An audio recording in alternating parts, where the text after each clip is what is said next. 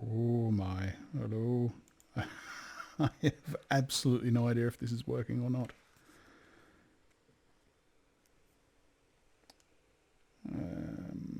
Let's see. Well, OBS is doing its thing anyway. Chapter 17. Wait. This is the Doctor. Okay, we've switched over to the Doctor, so that is a different voice. Oh, I haven't heard the Doctor for a while. Where's he? He's sort of down here. He's a little melodramatic, little Shakespearean, you know. Yes. Actually, we should probably listen to a little bit of The Good Doctor. Let's see. It's over on that computer. You're in here. Frankenstein, pass the letters. There we go, chapter 1. I don't know if you'll be able to hear this at all.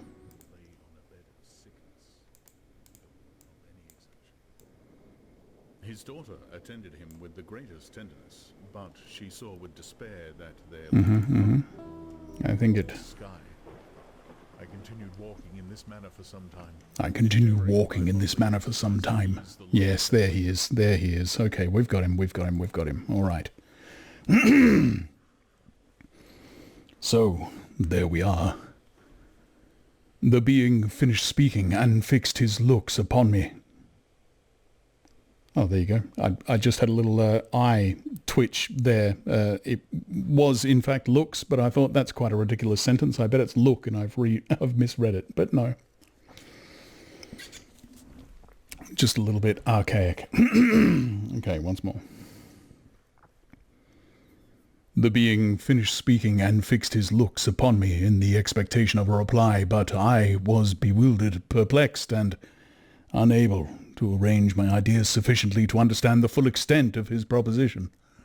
He continued, "You must create a female for me with whom I can live in the interchange of those sympathies necessary for my being. This you alone can do, and I demand it of you as a right which you must not refuse to concede." The latter part of his tale had kindled anew in me the anger that had died away while he narrated his...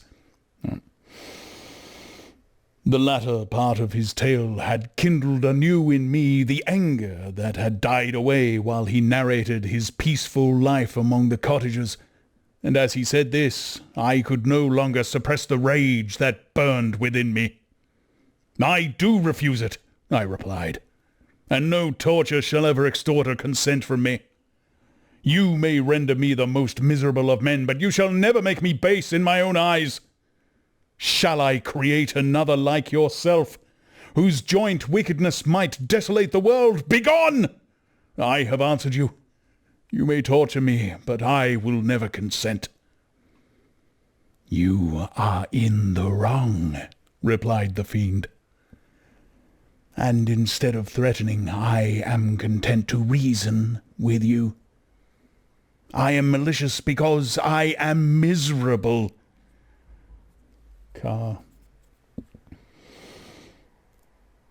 "Am I not shunned and hated by all mankind? You, my creator, would tear me to pieces and triumph. Remember that, and tell me why I should pity man more than he pities me. You would not call it murder if you could precipitate me into one of those ice drifts. Whoops. You would not call it murder if you could precipitate me into one of those ice rifts and destroy my frame, the work of your own hands. Shall I respect man when he condemns me? Let him live with me in the interchange of kindness, and instead of injury I would bestow every benefit upon him with tears of gratitude at his acceptance. But that cannot be. The human senses are insurmountable barriers to our union. Yet mine shall not be the submission of abject slavery. I will revenge my injuries. If I cannot inspire love, I will cause fear, and chiefly towards you, my arch-enemy, because my creator, do I swear inextinguishable hatred. Have a care. I will work at your destruction, nor finish until I desolate your heart, so that you shall curse the hour of your birth. God. So that you shall curse the hour of your birth. A fiendish rage animated him as he said this. His face was wrinkled into contortions too horrible for human eyes to behold, but presently he calmed himself and proceeded. I intended to reason. This passion is detrimental to me, for you do not reflect that you are the cause of his success. Its success. This passion is detrimental to me, for you do not reflect that you are the cause of its success. If any being felt emotions of benevolence towards me, I should return them 100 and 100-fold. For that one creature's sake I would make peace with the whole kind, but I now indulge in dreams of bliss that cannot be realized. What I ask of you is reasonable and moderate. I demand a creature of another sex, but as hideous as myself. The gratification is small, but it is all that I can receive, and it shall content me. It is true, we shall be monsters, cut off from all the world, but on that account we shall be more attached to one another. Our lives will not be happy, but they will be harmless and free from the misery I now feel. Oh, my Creator, make me happy. Let me feel gratitude towards you for one benefit. Let me see that I excite the sympathy of some existing thing. Do not deny me my request. I was moved. Oh, cars, so many. I shuddered when I thought of the possible consequences of my consent, but I felt that there was some justice in his argument. His tale and the feelings he now expressed proved him to be a creature of fine sensations. And did I not, as his maker, owe him all the portion of happiness that it was in my power to bestow? He saw my change of feeling and continued. If you consent, neither you nor any other human being shall ever see us again. I will go to the vast wilds of South America. My food is not that of man. I do not destroy the lamb and the kid to glut my appetite. Acorns and berries afford me sufficient nourishment. My companion will be of the same nature as myself, and will be content with the same fare. We shall make a bed of dried leaves. The sun will shine on us as one man, and will ripen our food. The picture I present to you is peaceful and human, and you must feel that you could deny it only in the wantonness of power and cruelty. Pitiless as you have been towards me, I now see... Whoops, cable bouncing there, sorry. What was I? I now see compassion in your eyes. Let me seize the favourable moment and persuade you to promise what I so ardently desire. You propose, replied I, to fly from the habitations of man, to dwell in those wilds where the beasts of the field will be your only companions. How can you, who long for the love and sympathy of man, persevere in this exile? You will return, and again seek their kindness, and you will meet with their detestation. Your evil passions will be renewed, and you will then have a companion to aid you in the task of destruction. This may not be. Cease to argue the point, for I cannot consent.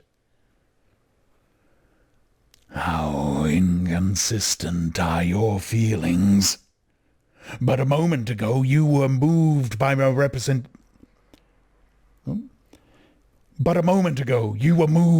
representations. And why do you again harden yourself to my complaints?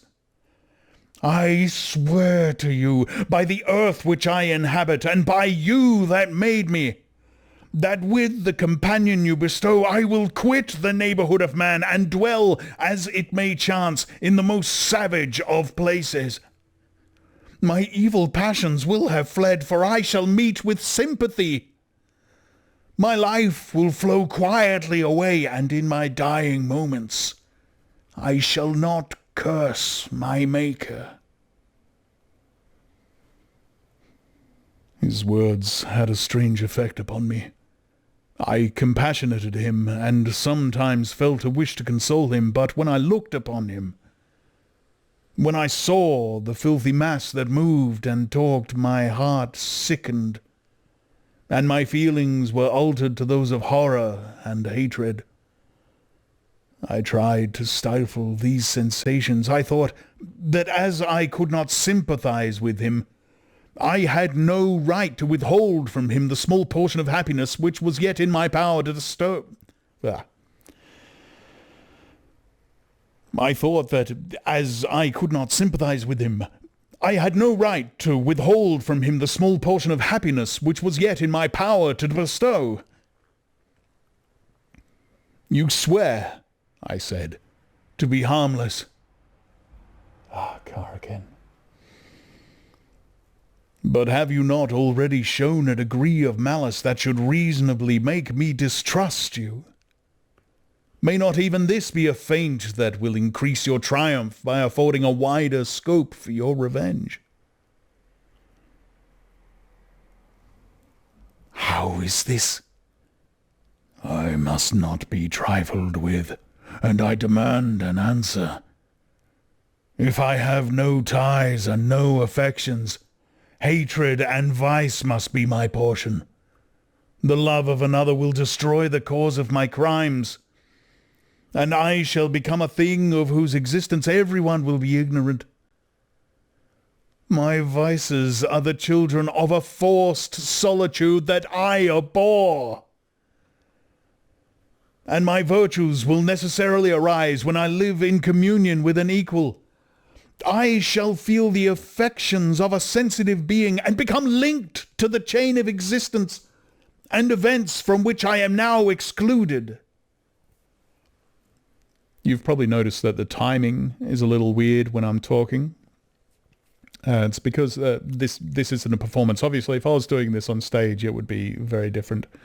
But because I'm recording this with a view to edit it later, the strange little blank pauses have to be put in the middle, between the edit points, basically. So I have to remember how I end one sentence, so I can continue it on the same vein later on, and when it comes together in the edit, it sounds nice and smooth. Whew. Just need another drink. The voice of the creature is a little bit rough on my throat.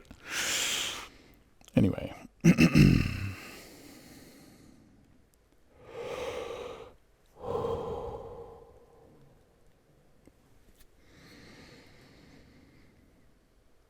I paused some time to reflect on all he had related, and the various arguments which he had employed. I thought of the promise of virtues which he had displayed on the opening of his existence, and the subsequent blight of all kindly feeling, by the loathing and scorn which his protectors had manifested towards him. His power and threats were not omitted in my calculations. A creature who could exist in the ice caves of the glaciers and hide himself from pursuit amongst the ridges of inaccessible precipices.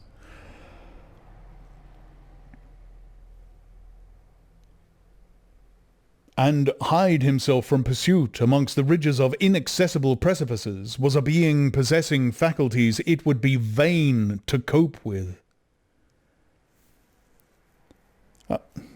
So many cars.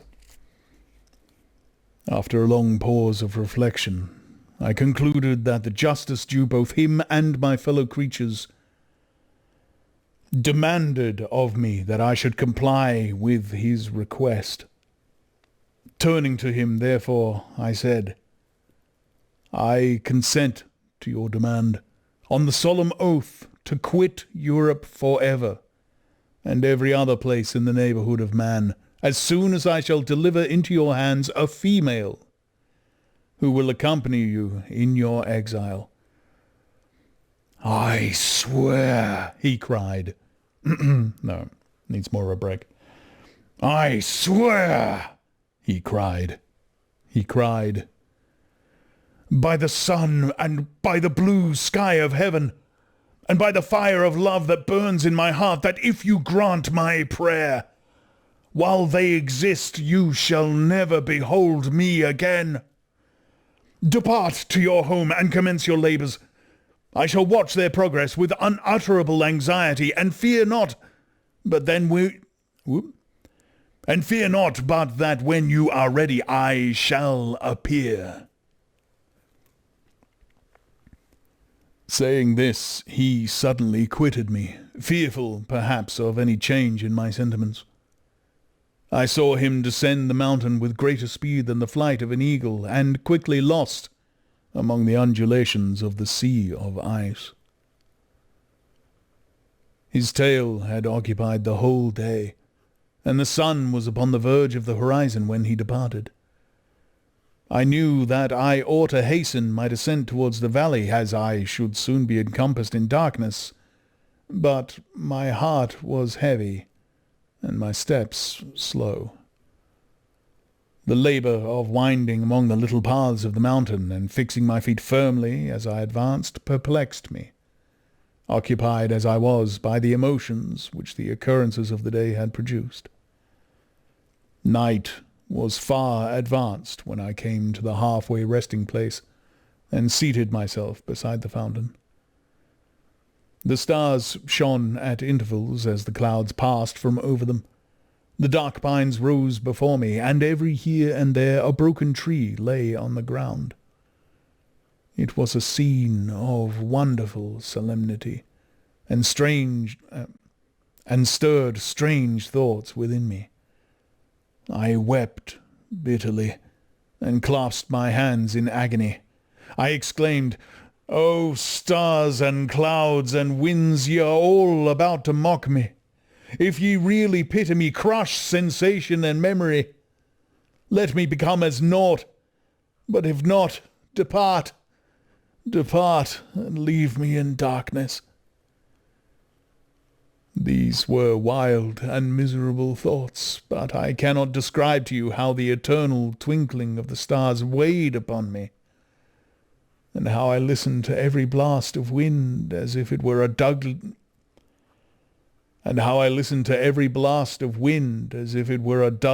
ugly siroc on its way to consume me. Morning dawned before I arrived at the village of Chamonix. I took no rest, but returned immediately to Geneva. Even in my own heart I could give no expression to my sensations. They weighed on me with a mountain's weight, and their excess destroyed my agony beneath them. Thus I returned home, and entering the house presented myself to the family. My haggard and wild appearance awoke intense alarm, but I answered no question. Scarcely did I speak. I felt as if I were placed under a ban, as if I had no right to claim their sympathies, as if never more might I enjoy companionship with them. Yet, even thus, I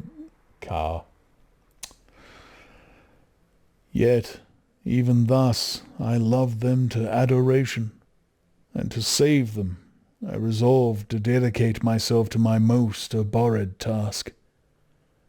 The prospect of such an occupation made every other circumstance of existence pass before me like a dream, and that thought only had to me the reality of life.